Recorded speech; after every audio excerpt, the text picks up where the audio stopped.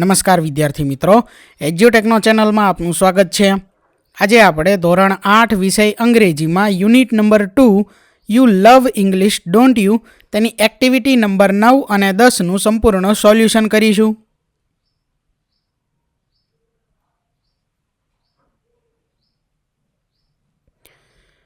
સૌથી પહેલાં છે activity number 9 A read the following dialogue and study the underline expressions.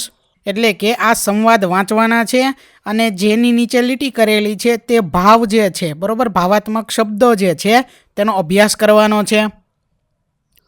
Teacher says good morning class, how are you all today? Class good morning sir, we are fine. Teacher students I will go round the class and check your project work. Sneha is your project work completed? Sneha yes it is. Teacher very good. Ashish, isn't your project work ready? I was absent yesterday, but I will do it during the recess time.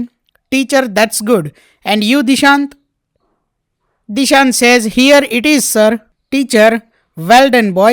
Let me see your project work. Teacher, Dishant, you collect nice photographs and very interesting details. Superb, dear.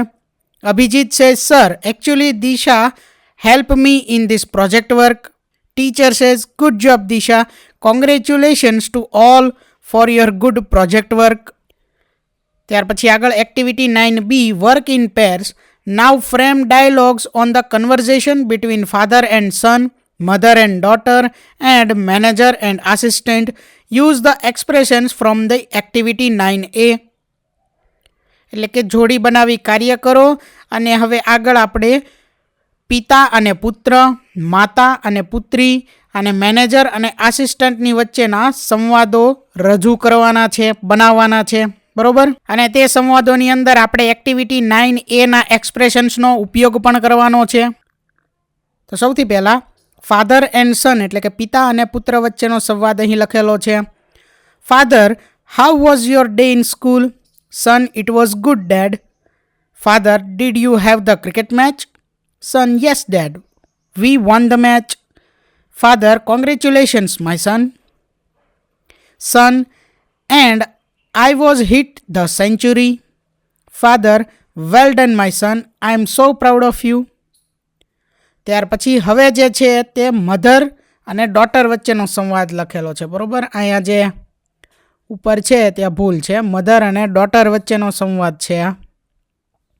Mother says, why are you late dear? Daughter, I missed the school bus. Mother, why? Daughter says, I was caring for my friend who had an accident. Mother says, that's good. How is she? Daughter says, she is fine. I waited till her parents came to hospital. Mother, very good dear. I am happy you did that. ત્યાર પછી હવે આગળ manager અને assistant વચ્ચેનો સંવાદ આપેલો છે. Manager, how is today's production? Assistant, excellent sir. Manager, that's good. Is it as per our target? Assistant, yes sir, we will achieve our target till evening. Manager, very good. Are you sure? Assistant says, yes sir. Manager, that's superb. ત્યાર પછી આગળ activity 10 work in pairs. Read the following sentences. They narrate different situations. The proper expressions are given in the box. Select the proper expression and place it in the given space. એટલે કે જોડીમાં કાર્ય કરવાના છે અને જે વાક્યો આપેલા છે આગળ, બરોબર, આ વાક્યોને વાંચવાના છે.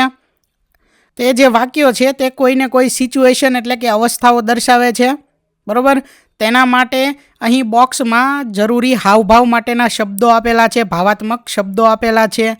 તેનો આપણે ઉપયોગ કરી અને જે વાક્યમાં જે શબ્દ લાગુ પડે તેને મૂકવાનો છે, બરાબર. એટલે કે ખાલી જગ્યા પૂરવાની છે. તો અહીં કેટલાક ભાવાત્મક શબ્દો આપેલા છે, તેના ઉપયોગ દ્વારા આપણે અહીં ખાલી જગ્યા પૂરવાની છે. જોઈએ પહેલું વાક્ય. You drew the nice picture. You showed it to teacher. Your teacher will say nice. ત્યાર પછી આગળ બીજું, you helped a stranger by showing him a way to the bus station. Knowing this your father will say very good. ત્યાર પછી ત્રીજું, you stood first in class. Your class teacher will say congrats. ચોથું, you helped the police to catch the thief. The police officer will say bravo. ત્યાર પછી આગળ પાંચમું, you return someone's lost money to your teacher. Your teacher will say good. ત્યાર પછી છઠ્ઠું, your team won the state level football championship. Your principal will say excellent. You are on a tour with friends and you see an amazing natural scene. Then you will say wonderful. ત્યાર પછી આઠમું, you paid your poor friends fees. Knowing this your mother will say good job. ત્યાર પછી આગળ નવમું, you solve one of the most difficult puzzles. Your maths teacher will સે perfect. ત્યાર પછી દસમું, after first terms poor performance you improved your performance in the second term. Your parents will સે well done. તો વિદ્યાર્થી મિત્રો, અહીં ધોરણ 8 વિષય અંગ્રેજીમાં યુનિટ નંબર 2 તેની એક્ટિવિટી 9 અને 10 પૂર્ણ થાય છે. થેન્ક યુ દોસ્તો. એજ્યુકટેકનો ચેનલ તરફથી વિડીયો નિહાળવા બદલ આપનો આભાર. આવા બીજા વિડીયોઝ નિહાળવા માટે અમારી યુટ્યુબ ચેનલ એજ્યુકટેકનો અત્યારે જ સબસ્ક્રાઇબ કરો. આભાર દોસ્તો.